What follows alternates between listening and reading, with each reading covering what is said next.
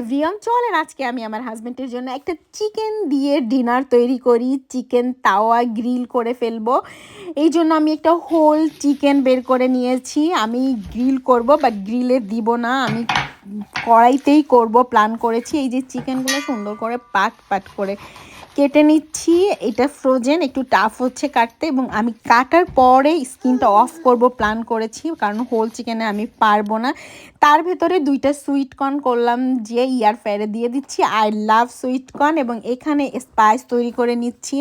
এখানে হলুদ, লবণ, তারপরে একটু জিরার গুঁড়া আছে, তারপরে মরিচের গুঁড়া, সমস্ত কিছু দিয়ে সুন্দর মতো করে একটা স্পাইস করতেছি। একটু অয়েল দিয়ে দিলাম। অয়েল দিলে জিনিসটা আরও বেশি ভালো হয়, যেহেতু আমি ওরকম অয়েল ইউজ করব না। তারপরে সমস্ত মশলা মাংসের ভিতরে দিয়ে সুন্দর করে মাখতেছিলাম। আমি সস মেক করব না, এই জন্য এর ভিতরে লেবু আর ধনের পাতা দিয়ে দিছি।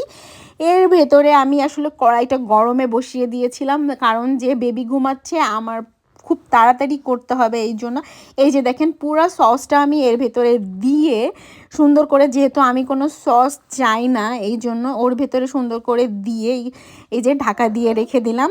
তারপরে 10 মিনিট পরে যে এই যে তুলে ফেলছি, দেখেন একেবারে হয়ে গেছে। পরে আমি ওটা উল্টাই দিব। এটা স্লো কুক হয়েছে এবং 10 মিনিট অনলি, খুব বেশি সময়ও লাগে না। 10 মিনিটের ভিতরে দেখেন আপনার চিকেন কিন্তু ডান। আমি উল্টিয়ে পাল্টিয়ে আবার দিচ্ছিলাম যে না, চিকেনটা কুক হয়েছে কিনা। অলরেডি হয়েছে এবং আমার কোনো টাইমে স্পেন্ড করতে হয় না।